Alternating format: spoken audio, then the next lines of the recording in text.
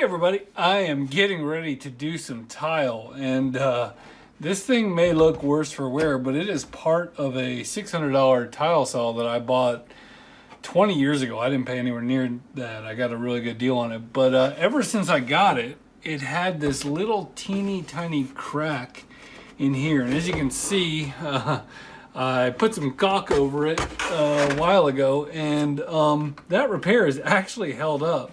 But I was going to see if I could do a little bit better with JB Weld.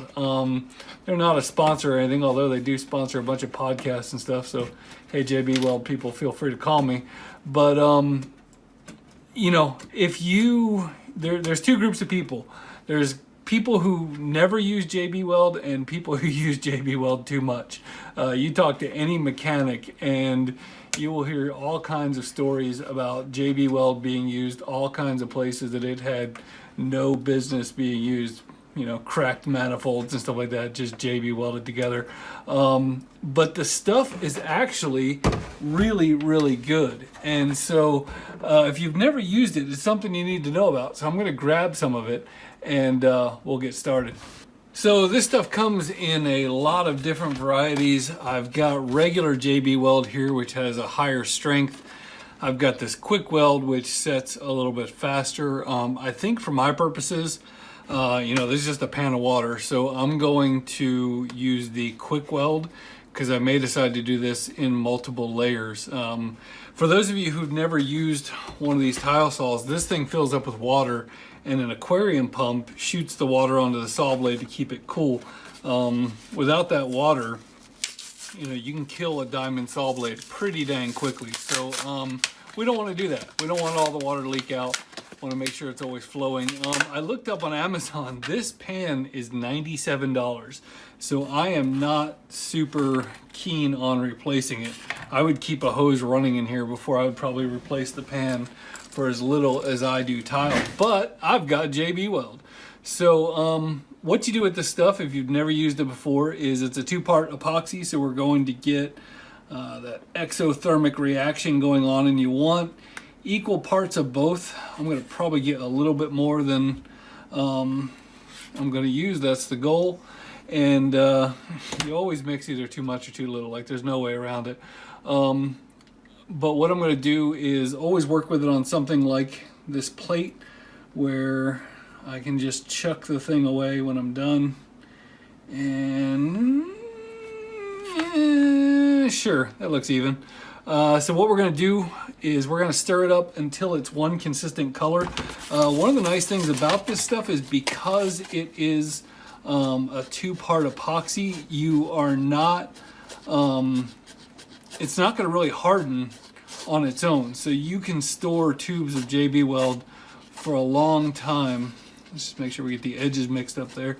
Love the popsicle sticks. Man, this stuff stinks more than normal JB Weld, the quick weld does. So we're going to go ahead and we're going to just paint it on there. I should have had this in a better position. Now this does have a 4 to 6 hour, make sure you can see, it will cure, I think, in like 4 minutes or 6 minutes or something like that. But then, you know, it reaches full stability in 4 to 6 hours, depending on temperature. We're going to do this inside and out. One of the nice things is you can see this ridge around the pan, and the tile saw actually sits on that ridge. So we're not too worried about like this thing getting hit. So I'm going to do a little bit on that side. I'm going to do a little bit on this side. You can see it squeeze through. That's what we want to see. I brought an extra pan here so that we can sit the thing down once we get the exterior done. So again, neatness doesn't really count in this application. A lot of times living in Florida, there's it's real hot, and so a lot of the things that are made to stick inside of cars don't stick. So occasionally I'll find something sacrificial and I will just JB Weld the cell phone mount to it. You know, I don't go crazy with this stuff. I'm not one of those people that really use it too much, but it's nice to have. And again, it's nice to have because it doesn't go bad just sitting here. So I feel real good about the outside one. The inside, I'm a little questioning whether there's access for water to get through underneath. So I'm going to go ahead and go a little heavier down here. I'm going to try to not keep working with this stuff too much. And again, I don't really care how smooth it is or anything like that. I'm not trying to impress people with my tile saw. So yeah, I think that's good enough for our purposes. Sealed on both sides. I'm going to elevate this a little bit and I'm going to let it dry. The crack on the left is the one that I just got done fixing, and it actually held up perfectly. This is the pan full of water, and you can see that it isn't leaking. What I didn't realize is that there was a bigger crack on the right, and although it didn't look as bad when I first looked at it, it was spread out pretty big. And as you can see, there's a little drip of water going through that one. I missed a spot when I was doing that repair, and so I think a little bit more JB Weld would fix it, but I do have a little bit of a drip on that side.